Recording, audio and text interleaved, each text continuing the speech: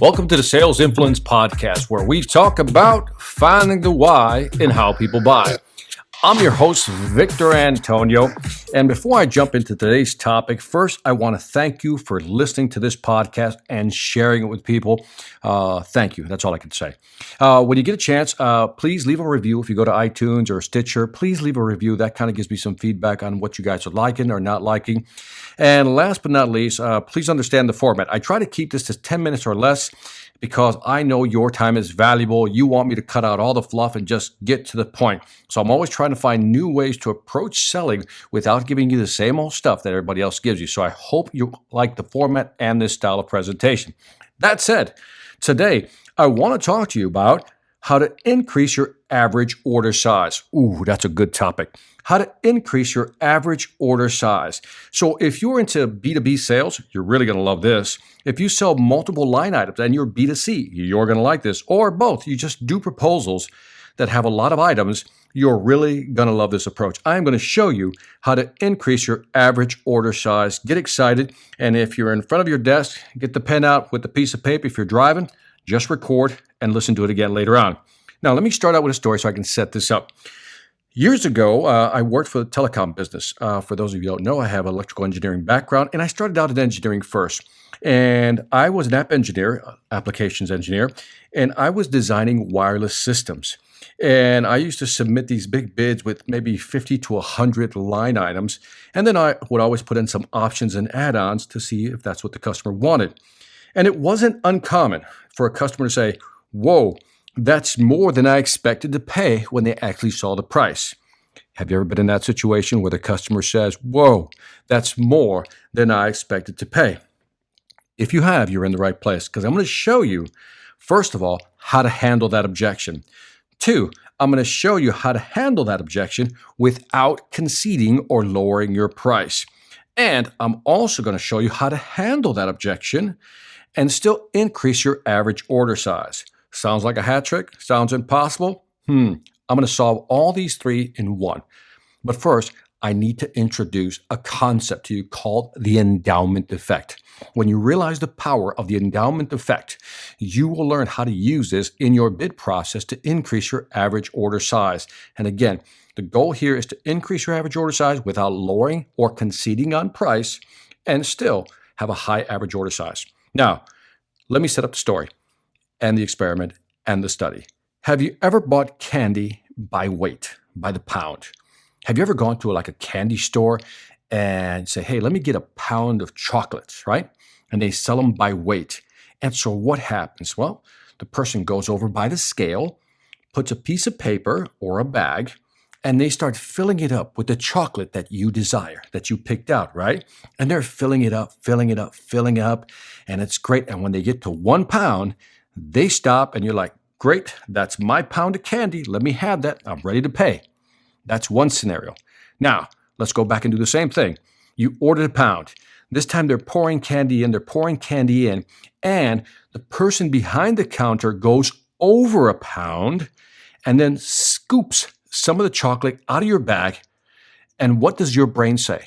When you see the person scoop the chocolate out of the bag and take it back, what do you think? What does your brain say? Well, if you're like me, your brain says, hey, put that back. Because you mentally took ownership of that chocolate. As soon as that chocolate went in the bag or on that piece of paper, you took mental ownership of it. Has this ever happened to you? You ever been to a buffet line and you know that you got some burgers and fries, right? And they're putting fries on your plate. And they're putting fries, and all of a sudden they put fries, then they take some off because they put too many fries, right? And again, your brain's like, hey, why did you take those fries away? Those are mentally my fries. In both cases, when they went over the 1 pound or they put too many fries, your brain immediately took mental ownership of that chocolate or those fries. Now, how does this apply to selling? Here's what's happening. I want to give you one more study to really set this up because I want to drive this home. I want you to imagine for a moment that you're doing a study. And in one room, we have one group. In another room, we have another group. Here's what we're going to do. Group 1, we're going to give them a car loaded with all the options. Listen carefully. I'm going somewhere with this. Group one, we're going to give them a car loaded with all the options, and then we're going to ask these people in the room, take out all the options you don't want. And then we'll calculate an average price, and then we'll get one average price for the whole group.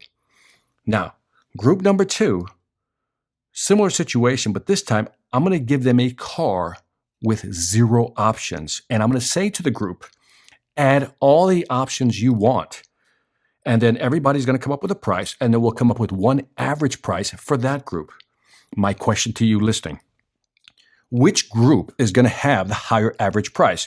Group one, that had it loaded with all the options, and I told them, instructed them to take out what they don't needed, or group two, who had the base model, no options, and I told them to add options. Which group will have a higher average price? If you guessed group one, you are absolutely correct, because here's what's mentally happening. Again, the endowment effect. Think chocolates, think fries. This time we think options. Group one has all the options. And when they have to take options away, it is painful for them to take things off because they've taken mental ownership. So for them to take options out is very difficult for them to do. It causes the brain pain. Group number two, who had the base model with no options, they don't want to add options because every time they add options, it creates brain pain. So they don't want to add a lot of options. So what's the point here? That when you load something up, it's very difficult for people to take things out. Now, let's get to my point here and where I'm going with this. Let's go back to my days as an application engineer submitting proposals or submitting bids. You've been in that situation where you submit the bid. The bid has, let's say, 50 line items. You slide the proposal over to the customer, and the customer immediately reacts by saying, whoa, that's more than I expected to pay. So what do? Now, most people would panic, but not you, because you're going to use the endowment effect to your advantage. Here's what you're going to do.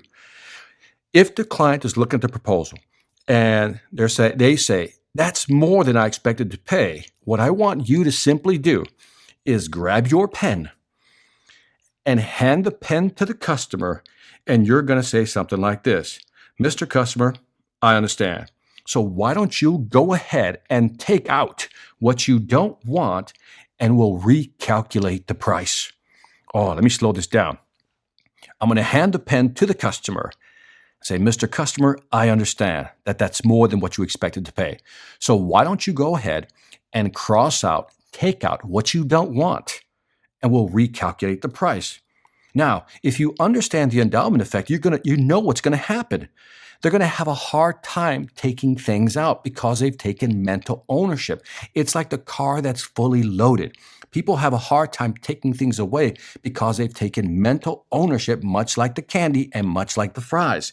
And this is what makes it difficult for them to take it out. So in the future, when you present a proposal and the customer says, and you have multiple line items, and the customer says, that's more than I expected to pay, simply slide the proposal over or hand them the pen and say, Mr. Customer, take out what you don't need, and we'll recalculate the average price. Now, listen carefully. Don't do it for them.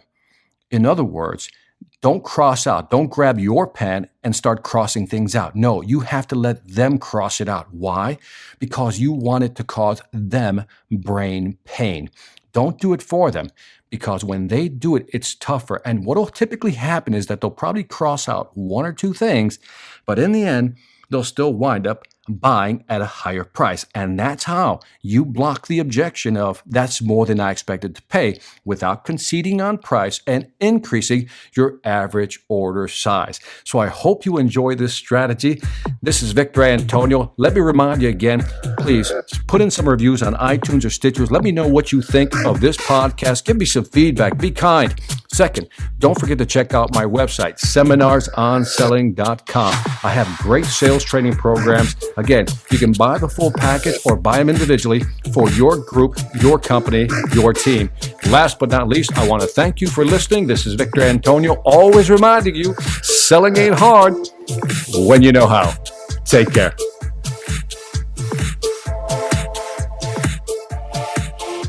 Every manager can feel it.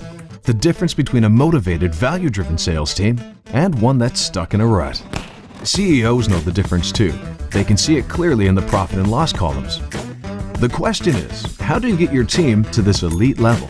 Is there something extra you can do to break through the remaining resistance and equip them with the right mindset to grow your business? Yes, there is. But you're not going to do it with one of those cheesy inspirational speakers or some self-proclaimed guru. What you need is someone with a real business track record to deliver key insights in a captivating way, to give your team the right tools for selling in today's tough marketplace. Enter Victor Antonio, experienced executive, innovative thinker, compelling speaker. He's ready to deliver the message you need your people to hear, not with a canned speech, but a customized, dynamic keynote designed to deliver results. Bring Victor Antonio to your next event before the competition does.